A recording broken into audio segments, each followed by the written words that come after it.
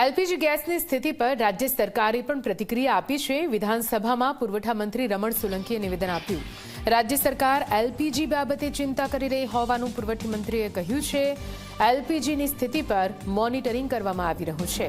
LPG gas મળી રહે તેવી વ્યવસ્થા કરાઈ છે। ગુજરાતમાં 4.16 લાખ એલપીજી સિલિન્ડર ઉપલબ્ધ હોવાની વાત છે।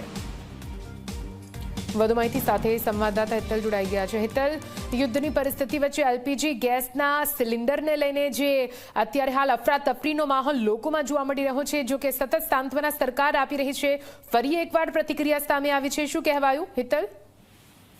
નિધિ, ચોક્કસ એવું કહી શકાય કે જે પ્રકારે અત્યારે એલપીજી સિલિન્ડરને લઈને અને પેટ્રોલિયમની જે સ્થિતિ છે એ સ્થિતિમાં જે પ્રકારે સમગ્ર રાજ્યમાં અફરાતફરી ફેલાઈ છે તેના કારણે રાજ્ય સરકારે પણ આ સમગ્ર મામલા ઉપર વિધાનસભા ગૃહમાં પુરવઠા મંત્રી રમણ સોલંકીએ નિવેદન આપ્યું હતું અને ક્યાંક ને ક્યાંક ગૃહના માધ્યમ થકી તેમને ગુજરાતની જનતાને આશ્વાસન આપવાનો પ્રયત્ન કર્યો હતો કે આપણી પાસે હાલના તબક્કે એલપીજી સિલિન્ડરના પૂરતા પ્રમાણમાં જથ્થો ઉપલબ્ધ છે અને ગૃહિણી કે હોસ્પિટલનો ગેસ છે એની પણ પૂરતી વ્યવસ્થા રાજ્ય સરકાર દ્વારા ઉપલબ્ધ હોવાનો દાવો કર્યો છે। સ્વાભાવિક છે કે ગુજરાતમાં અત્યારે 4.16 લાખ એલપીજી સિલિન્ડર ઉપલબ્ધ હોવાનો દાવો પુરવઠા મંત્રી દ્વારા કરવામાં આવ્યો છે। સ્વાભાવિક છે કે એ સંદર્ભે રાજ્ય સરકારે ચિંતા કરી છે।